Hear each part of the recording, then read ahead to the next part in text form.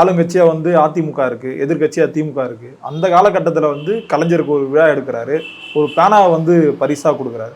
அந்த அளவுக்கு கலைஞர் கூட நெருக்கமா இருந்தவர் சார். கலைஞர்கிட்ட தான் அவர் இருந்தார்.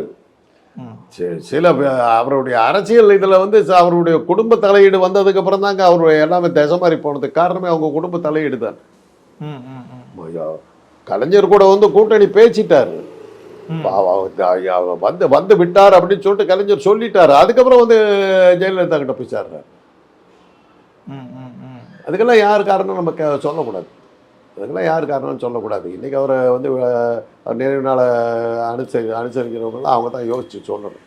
இந்த மாதிரி போனதுக்கு என்ன யார் காரணம்னு அவங்க தான் சொல்லணும். இருக்க வேண்டியவர் வராமல் போனதுக்கு யார் காரணம்? இன்றைக்கி ஒரு தமிழ்நாட்டு அரசியலில் என்ன சொல்கிறாங்க, யார் எந்தெந்த கட்சி எந்தெந்த கூட்டணியில் இருக்கிறோன்னு நீங்கள் தெளிவாக சொல்லிட்டு போய் 2 கட்சியை தவிர, ஒன்று பாட்டாளி மக்கள் கட்சி, இன்னொன்று வந்து தேமுதிக. கடைசி நிமிஷம் பேரம் பேசிக்கிட்டு இருப்பாங்க. யார்கிட்ட சேருவாங்கன்னு யாருக்கும் தெரியாது. பாட்டாளி மக்கள் கட்சி ராத்திரி வரையிலும் அதிமுக கூட பேசிக்கிட்டு இருக்காங்க. காலையில் கேட்டால் பாஜக கூட்டணின்னாங்க.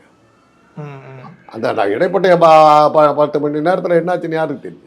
அதே தான் கலைஞர்கிட்ட கூட்டணின்னு சொல்லிவிட்டாரு, அதெல்லாம் அனௌன்ஸ் பண்ணிட்டார் கலைஞர். அப்புறம் பார்த்தாக்கா ஜெயலலிதா கிட்ட கூட்டணிக்கிறாங்க. யார் பண்ணுறதுன்னு தெரியாது.